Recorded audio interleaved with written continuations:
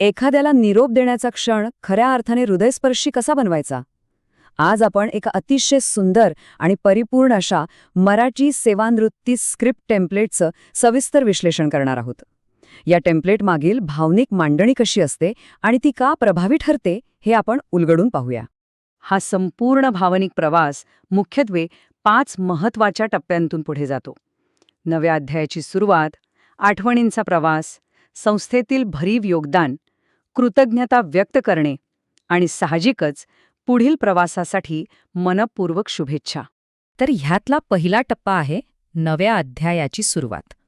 इथे एक गोष्ट प्रकर्षाने जाणवते. ही स्क्रिप्ट सेवानिवृत्तीला कुठलाही शेवट मानत नाही. उलट ती अतिशय हुशारीने एक नवा दृष्टिकोन आपल्यासमोर ठेवते. हा शेवट नाही, तर एका नव्या अध्यायाची सुंदर सुरुवात आहे. विचार करा, ही एक ओळ सुरुवातीलाच किती सकारात्मक वातावरण निर्माण करते. एका नव्या, आश्वासक आयुष्याचं अगदी हसतमुखानं स्वागत करते. आता ही संपूर्ण मांडणी 4 अतिशय तार्किक आणि सुबक टप्प्यांमध्ये कशी विभागली आहे ते पाहूया. प्रवासाची आठवण, दिलेलं योगदान, दाटून आलेल्या भावना आणि अखेरीस नवीन प्रवास. हे टप्पे निवृत्त होणाऱ्या व्यक्तीच्या संपूर्ण व्यावसायिक जीवनचक्रातून आपल्याला अगदी सहजपणे घेऊन जातात. यानंतर येतो दुसरा आणि अतिशय महत्त्वाचा टप्पा, आठवणींचा प्रवास आणि संस्कार. आपण बारकाईने पाहिलं तर लक्षात येईल की एखाद्याचं कौतुक जेव्हा त्यांच्या दैनंदिन सवयींशी जोडलं जातं ना, तेव्हा ते खऱ्या अर्थाने अस्सल वाटतं.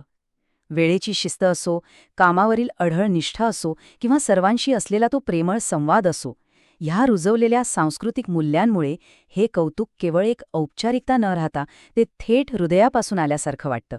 इथे शब्दांचा किती प्रभावी वापर केलाय हे खरंच लक्षवेधी आहे. फक्त एक कर्मचारी या साध्या कल्पनेकडून थेट मार्गदर्शक, मित्र आणि प्रेरणास्थान या भावनिक पातळीपर्यंत केलेला हा भाषिक बदल अतिशय ताकदवान आहे. एका क्षणात त्या व्यक्तीचं स्थान सर्वांच्या मनात कित्येक तरी पटीने उंचावतं. याच भावनांना अधिक घट्ट विणण्यासाठी या स्क्रिप्टमध्ये चारोळीचा अगदी सुरेख वापर केला आहे. कष्टांच्या वाटेवर चालत राहिले, यशाच्या शिखरावर नाव कोरले. या ओळी पूर्ण निरोप समारंभाची लयच सुंदरपणे बदलून टाकतात. एक अतिशय आदरयुक्त आणि हळवा असा भावनिक स्पर्श यामुळे निर्माण होतो. पुढे आपण वळतो तिसऱ्या टप्प्याकडे, जो आहे संस्थेतील योगदान आणि प्रभाव. इथे त्या व्यक्तीच्या कामाची व्याप्ती खऱ्या अर्थाने अधोरेखित केली जाते. संस्थेला केवळ वेळ दिला नाही, तर तिला एक नवी ओळख दिली, उत्तम नेतृत्वातून योग्य दिशा दाखवली आणि अनेकांचं भविष्य घडवलं. हे सिद्ध करतं की त्या व्यक्तीने इथे केवळ नोकरी केली नाही, तर या संस्थेचा पाया आपल्या कष्टाने भक्कम केला आहे. हे दुसरी चारोळी या संपूर्ण टप्प्याचा अगदी अचूक सारांश आपल्यासमोर मांडते. शब्दांनी दिशा मिळाली, कृतीने प्रेरणा दिली. या ओळींमधून व्यावसायिक मार्गदर्शन आणि कामाच्या ठिकाणी निर्माण केलेलं ते आनंदी वातावरण, या दोन्ही गोष्टींचा किती अचूक वेध घेतलाय ना, हे खरंच कौतुकास्पद आहे. आता येतो या प्रवासातला चौथा आणि अतिशय हळवा टप्पा, कृतज्ञता आणि भावनांचं प्रकटीकरण. या वळणावर भाषेची गती स्वाभाविकपणे थोडी संथ आणि अधिक संवेदनशील होते. हा जो विरोधाभास आहे ना, तो निरोपाचं खरं स्वरूप पकडतो. म्हणजे एका बाजूला मन खात असलेली हुरहुर आणि दुसऱ्या बाजूला त्या व्यक्तीच्या सहवासाचा वाटणारा अभिमान.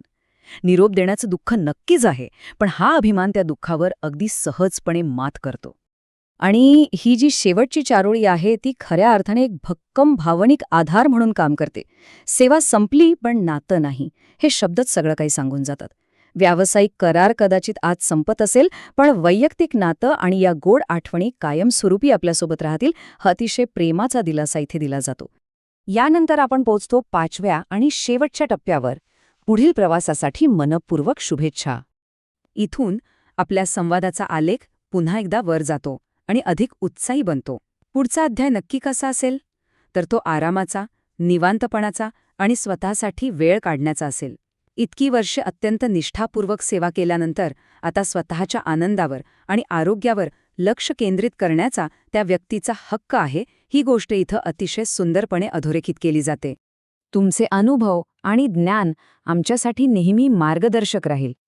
ही एकच भावना निवृत्त होणाऱ्या व्यक्तीला ही ठाम खात्री देते की ते शारीरिकदृष्ट्या उद्यापासून जरी इथे नसले तरी त्यांच्या कामाचा, विचारांचा वारसा या संस्थेला आणि इथल्या लोकांना नेहमीच मार्गदर्शन करत राहील. आणखी एक विशेष गोष्ट म्हणजे या मूळ विश्लेषणामध्ये केवळ एक स्क्रिप्ट मिळत नाही, तर हे एक परिपूर्ण असं आधुनिक टूलकिट आहे. यात तब्बल 10 मिनिटांची सविस्तर स्क्रिप्ट, 2 मिनिटांचं छोटेखानी भाषण, उत्तम दर्जाचं पोस्टर डिझाईन आणि अगदी व्हिडिओ थंबनेलसाठी लागणारा मजकूरही उपलब्ध आहे. थोडक्यात सांगायचं तर एक दर्जेदार आणि कायम स्मरणात राहील अशी श्रद्धांजली तयार करण्यासाठी हे एक संपूर्ण पॅकेजच आहे.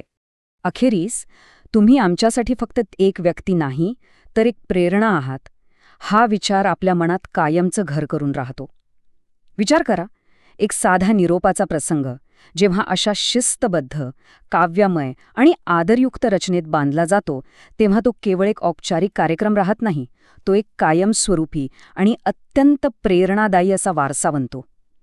या सविस्तर विश्लेषणातून आपण नक्कीच हे शिकू शकतो की भावनांना शब्दांची योग्य जोड मिळाली की निरोपाचा क्षणही किती अविस्मरणीय होऊ शकतो.